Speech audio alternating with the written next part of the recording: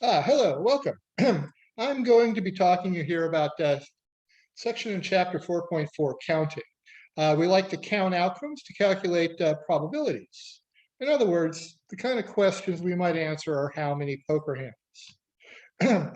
And we need to be concerned with multiple selections and multiple possibilities here. The formulas are fairly straightforward and easy to use. Some of them look actually a little bit ugly, but they are truly easier to use. So let me go ahead and talk about them one at a time. Let me give you an idea of what it is we're going for here. So I used to work in the restaurant business many years ago before I went to school and got my degrees. And I want to talk about the number of possible orders for a cook. You need to know these kind of things, not just in the restaurant business. This type of question appears in a number of different settings, but I like it here because it's nice and straightforward. Suppose we have 3 appetizers. I don't really care what they are. And we have 4 main dishes. The question is, how many unique dinners can we put together? I'm going to attempt to draw an abbreviated tree diagram, but I'll note that for our appetizers, we have 1, 2, 3 appetizers. Any one of those 3 appetizers, 1, 2, 3, 4, 1, 2, 3, 4, 1, 2, 3, 4. Any one of those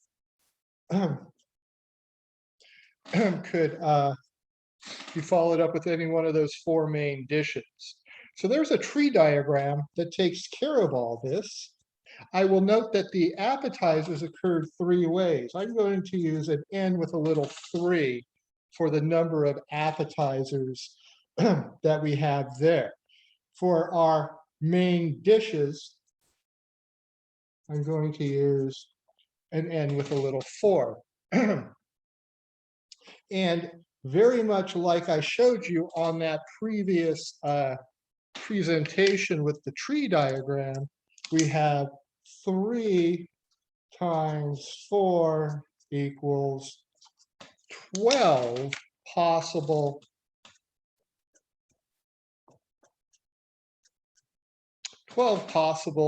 dinners that someone might order or a cook might see. So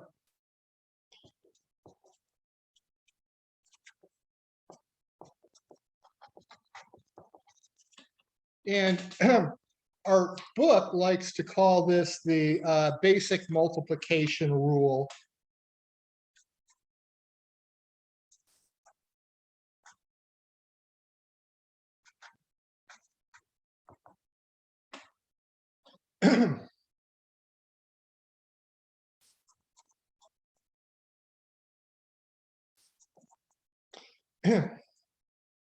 If procedure 1 has n sub 1 outcomes, and procedure 2 has n sub 2 outcomes, and by the way, this can be extended to any number of procedures. I didn't include dessert, did I? Total number of outcomes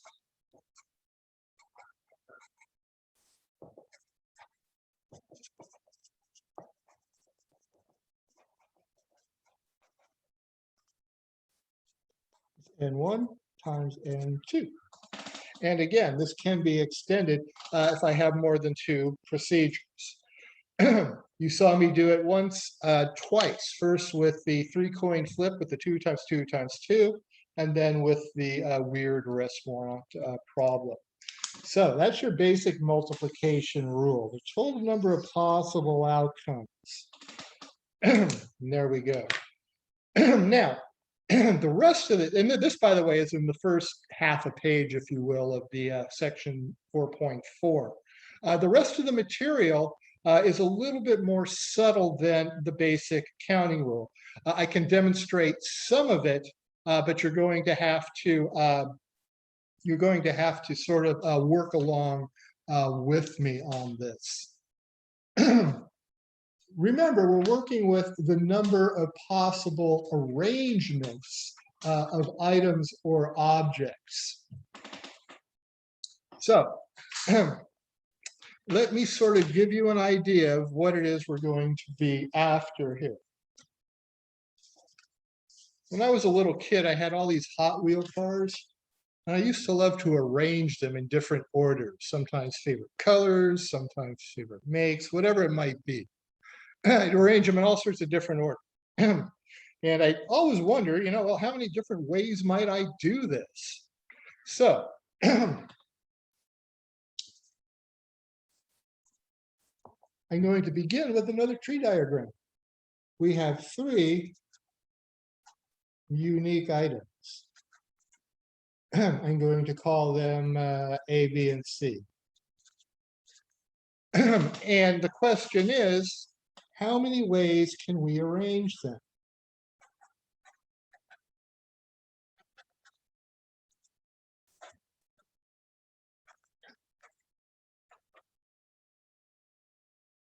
We actually use this a lot in our subconscious. I don't say we break out a formula in our mind and run numbers or anything, but we come up against this type of question all the time.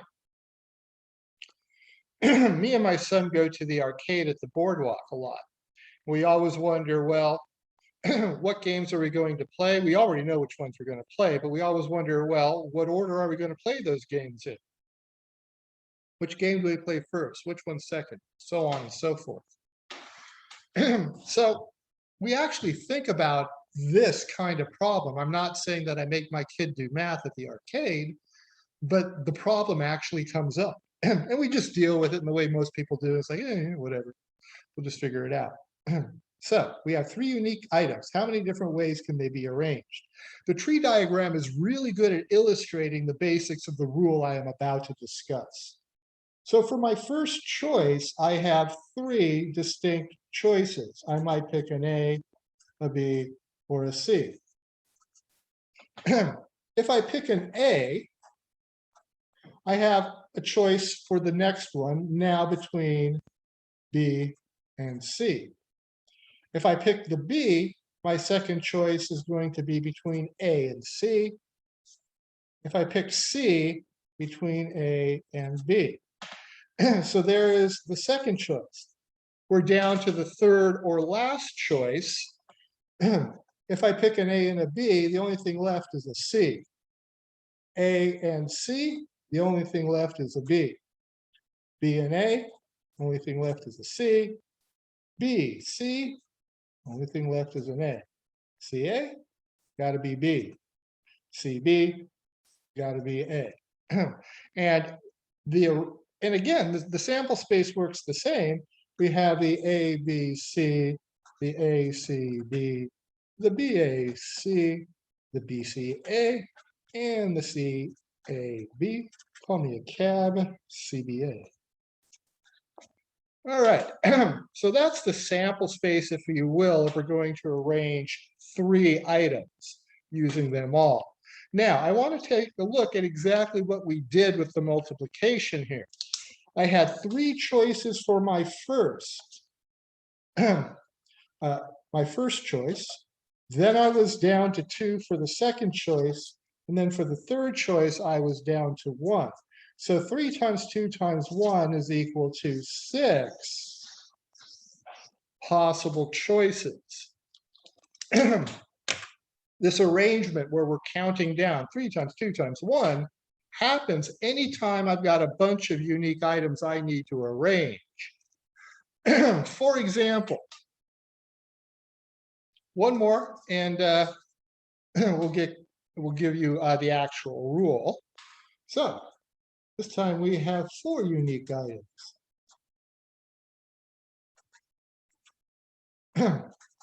The ways to arrange that's equal to 4 choices for the first, 3 for the second, 2 for the third, and 1 for the fourth, or 6 times 4, or 24 different ways to arrange 4 items. That's not a large number of items, but that is starting to become a fairly hefty number of arrangements. I mean, if you're trying to put them all together, A, B, C, and D, you'd have to come up with 24 of them, not 6 that we did on that previous example. That kind of tree diagram is way too complicated to draw. Now, before I give you the rule,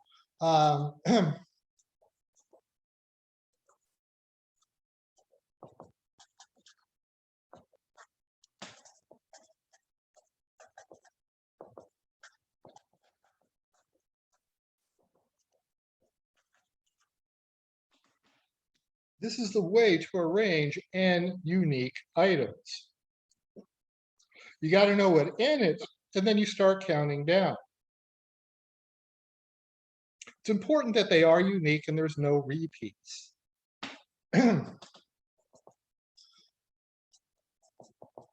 This is what we call a factorial. A factorial. So we even have special notation. Is, believe it or not, the exclamation point. So 4 factorial is 4 times 3 times 2 times 1.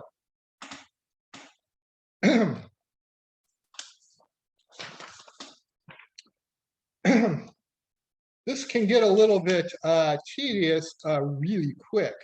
For example, suppose we have n equals, oh, I don't know, I'll pick a relatively reasonable number, n equals 8. 8 factorial is 8. Let me start that again. That was a typo.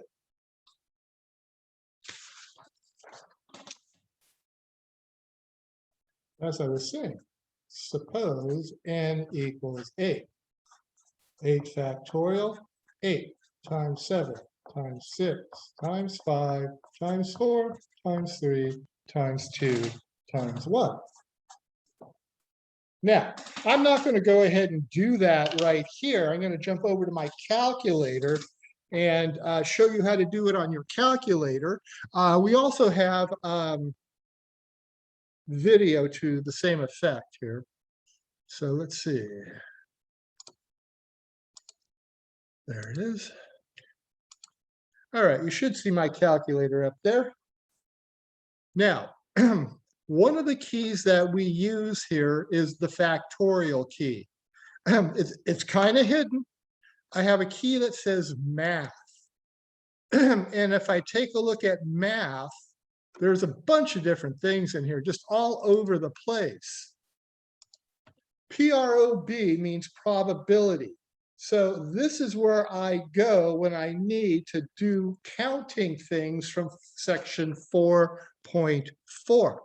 I'll put this in the notes in a minute. Let me go ahead and back out of that. So the way this works is I'll take the 8, math, scroll over to probability, go down to number 4 and pick up the exclamation point, and then hit enter.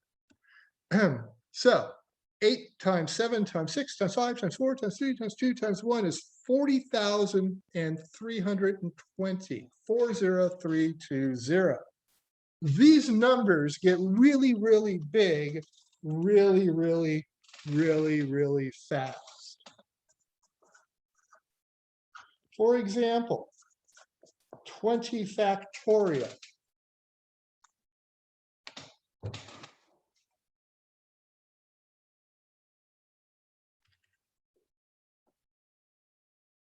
Now, scroll to probability, pick up absolute value, blowing it once for luck.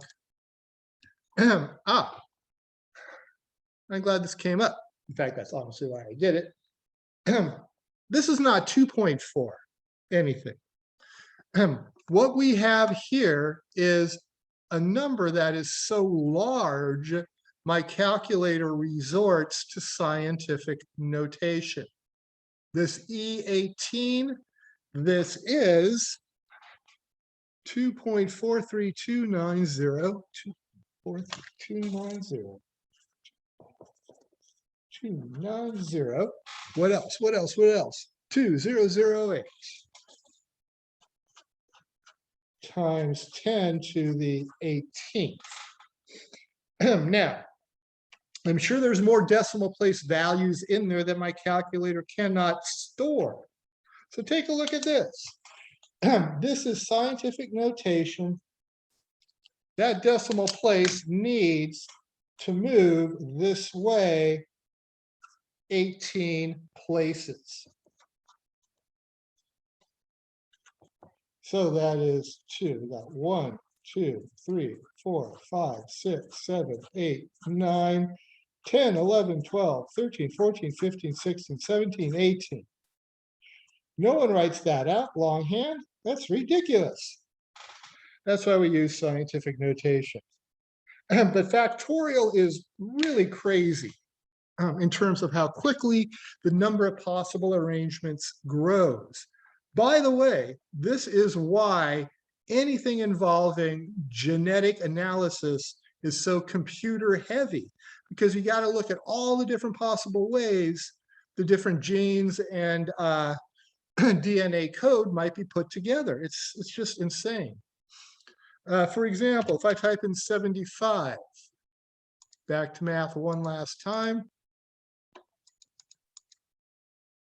enter, enter. Overflow. That number's too big for Mr. Calculator. So it's a crazy function, the factorial function. It just grows like like crazy. In any case, that is how we like to work with this. Now let me go ahead and run through one problem using factorial and probability. So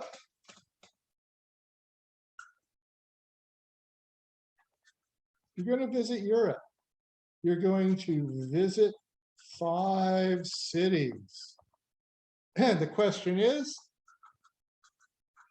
how many different ways?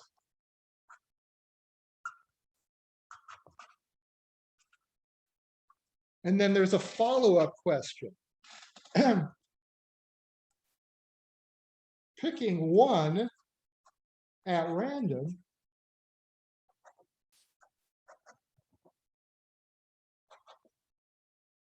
what is the probability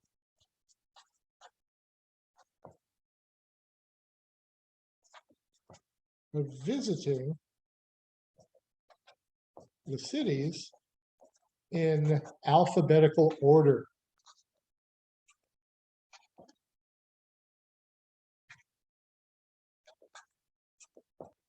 Seems like an insane question. First, how many different ways? Let me jump back to my other screen just to get things set up, then I'll come back to my calculator. All right, so we're going to visit Europe and we're going to visit 5 cities. We want to know how many different ways we might visit those 5 cities. We're going to pick one at random, and we want to know the probability that that list of cities is in alphabetical order. Now, it's important to remember about, well, I'll get to that in a moment. We'll take it one step at a time. How many different ways? 5 factorial. So if we go back to my calculator very quickly,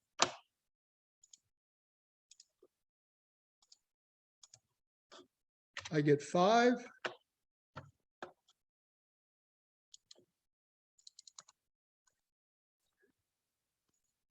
Factorial, and then I hit enter. 120 different ways.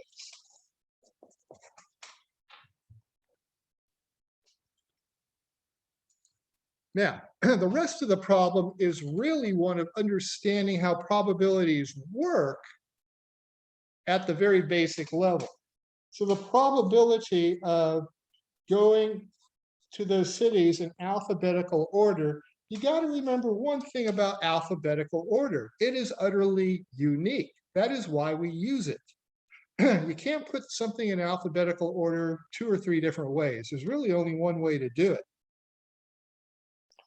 So there's only one way to put those 5 cities in alphabetical order, but there's 120 ways to arrange those cities.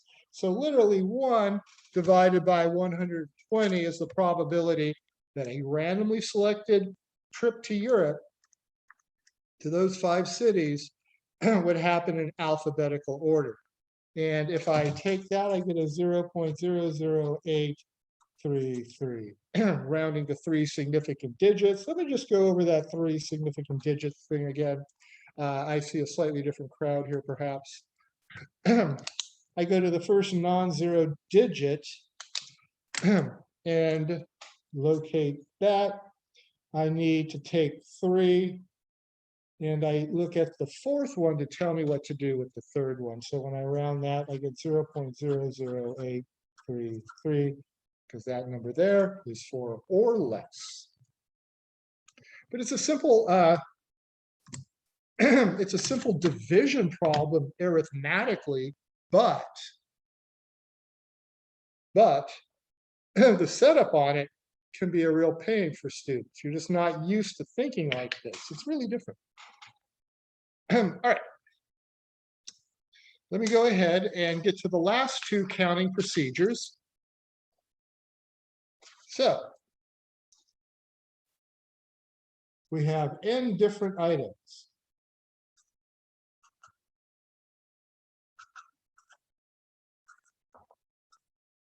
We will select some of them. I think our book likes the letter R. It's either the letter R or the letter S. Let me just check real quick. R. So there are R of them. We have n different items. And so, for example, we got 3 things where we might pick 2. That's the kind of thing we're talking about here. The things are unique, and we're making a selection. Now, there's an important notion here. It's in some of the presentations. I'm not sure how clearly it comes across. Sometimes in the grand scheme of life, order matters. Sometimes in the grand scheme of life, order does not matter. For example,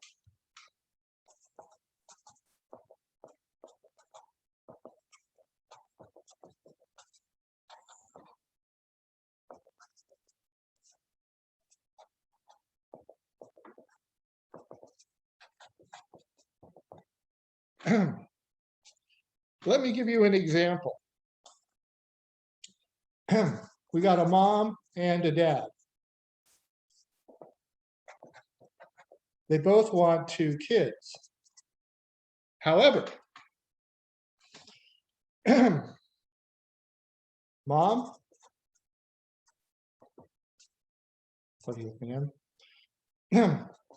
wants a boy first, girl second. All right, so the dad wants 1 of each. Boy, girl, girl, boy. He doesn't care what the order is. You with me on this? Sometimes order matters, sometimes order doesn't. And let me go ahead and write out the sample space here for that 2-kid family. So if I take a look at that, the boy first, and then the girl. That's 1 out of 4. Mom's got 1 out of 4 chances of making her dreams come true. On the other hand, the dad, ignore the BB. Boy, girl, boy, either one of those will make him happy. You with me on this?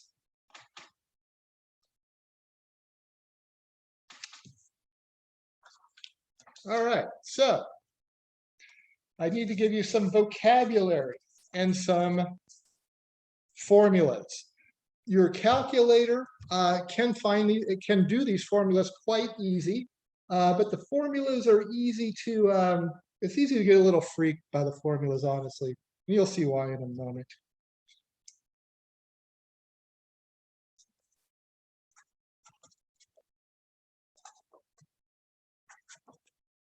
Permutations. This is where we select R and items. They are unique, and order matters. The number of arrangements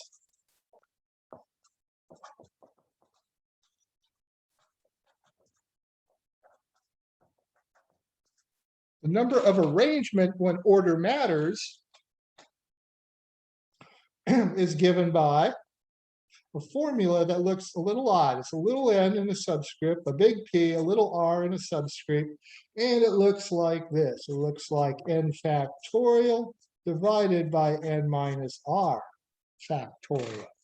Right?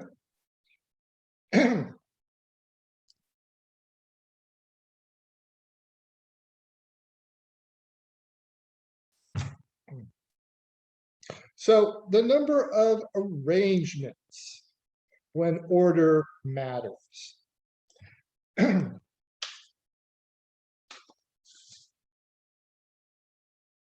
By the way, oh, I'll come back to this. It's the language, honestly, is a little funny in some instances. Next up is when order does not matter. So when order does not matter, we call those combinations.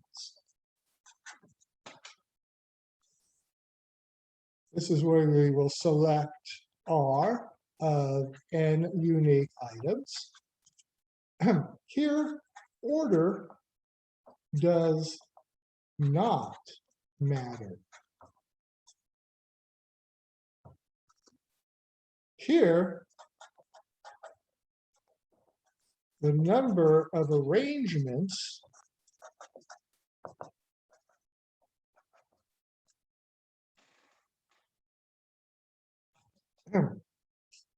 is given by a little n, a big C, a little r, n factorial, r factorial, n minus r factorial downstairs. See, these are crazy looking formulas. They're quite intimidating, I think, for students to look at with the exclamation point and everything. I've got one last thing to say about that exclamation point, but I'm saving it for the very end of the lecture. But in any case, the number of combinations. Now, what we really need is a way to understand how this might work in the real world. The situations are not all that contrived.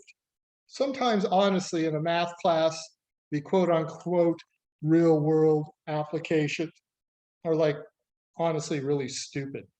But not so in statistics. Here, there really are real world problems.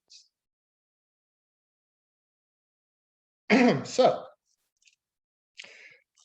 we've got the math club. Maybe some of you have been members of a club on campus. We have n equals 12 members. And we need to do two things. We need some leadership. We need a council to lead us. There needs to be a president, a vice president, and a secretary. The secretary will take notes and take care of any money, as I guess they're also kind of the treasurer. So let me ask you this. If you're going to fill one of these positions, what position do you want to be in? Do you want to be the secretary? You want to be a vice president? Can't help but think of the vice president on January 6th. Or do you want to be president? Order is something that matters here. And the question is, since order matters,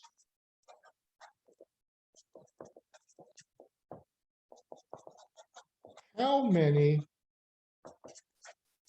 possible slates or tickets? Slate is the old-fashioned word, I think. Ticket is the modern-day word. For example, Joe Biden and Kamala Harris were the ticket in November when they won. So, how many possible slates? Order matters. We have 3 positions to fill. So we'll have 12 permutations. Excuse me, we're picking 3 out of 12 with permutations, not combinations, because we care about order. Let me reach over to Mr. Calculator, and we'll go through the keystrokes. The keystrokes here are a little bit different than the factorial keystrokes, although not greatly so.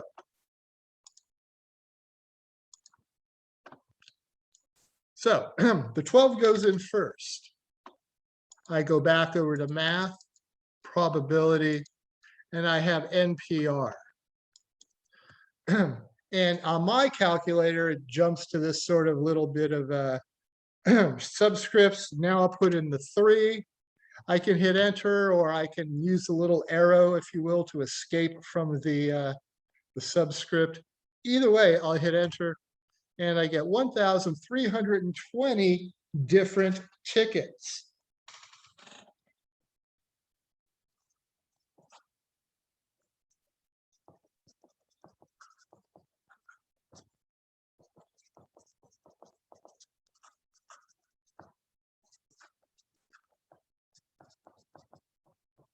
And that's just looking at the numbers. That doesn't mean all 12 members are happy being president, vice president, or secretary. This just gives us the theoretical number about how many there are. Let me go ahead and stop my share. So that is my permutation example. Let me come up with one with combinations.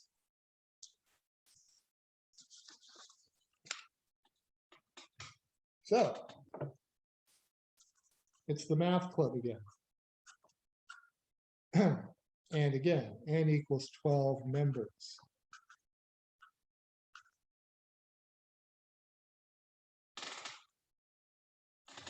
And we have one job to do. We have an election party cleanup.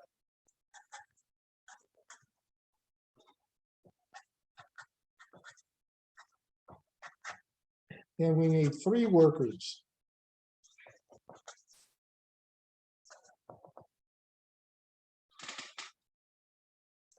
There's no head worker here. You're all going to have to work. You're all going to have to clean up after everyone there. And there's 3 of them. So there's no president of workers here. There's no union. There's nothing like that. 3 of you guys got to stay late, clean up after the big party. So I'm going to call them Ernesto, Chris, and Gloria, but they could be anyone. So in this case, order does not matter. It does not. All 3 workers are going to have to work. So that means I have the question of how many possible work teams might we put together? Well, we'll have 12, choose 3.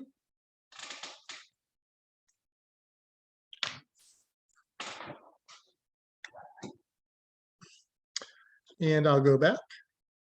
back, Mr. Calculator.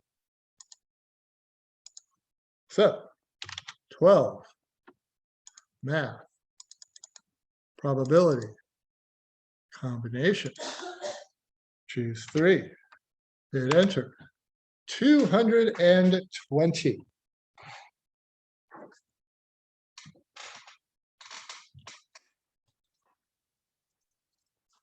There's 220 different possible ways we might put that work team together. Successfully negotiating these types of problems on quizzes and exams really boils down to recognizing that you have a permutation or a combination or a factorial type of problem in front of you. And it's really, it's one of the things that does make this chapter in this section challenging. Let me talk just a little bit about some of the subtlety that's in play here.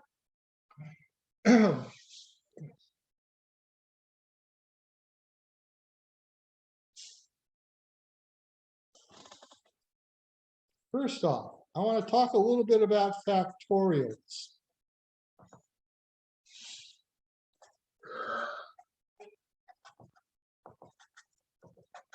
Arrangements of n unique objects or items. That's what that was. This is where we've got n factorial equal to n times n minus 1 times n minus 2, all the way down to 3 times 2 times 1. I think our book even writes something like that.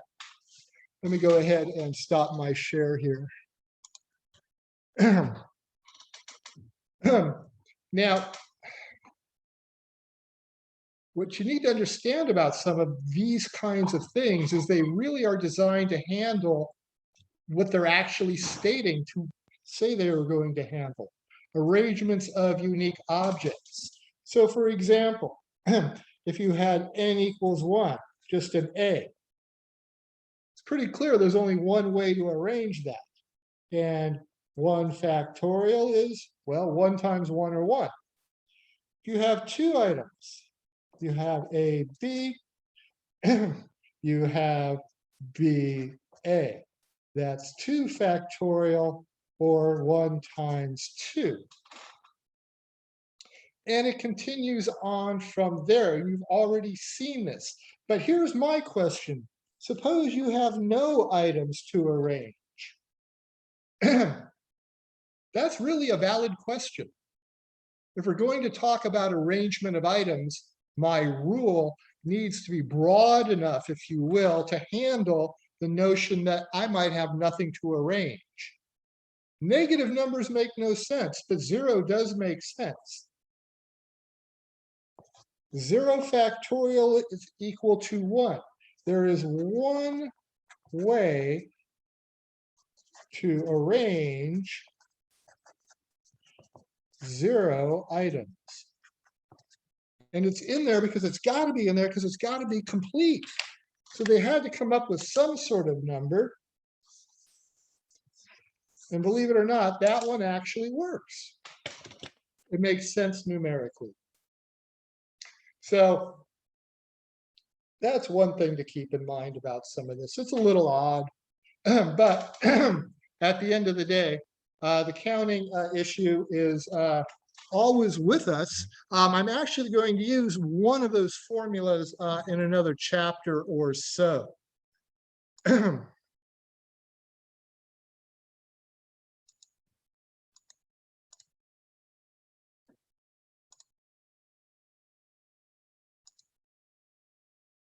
There we go. Sorry about that. I'm going to go ahead and stop the recording. We're getting close on time.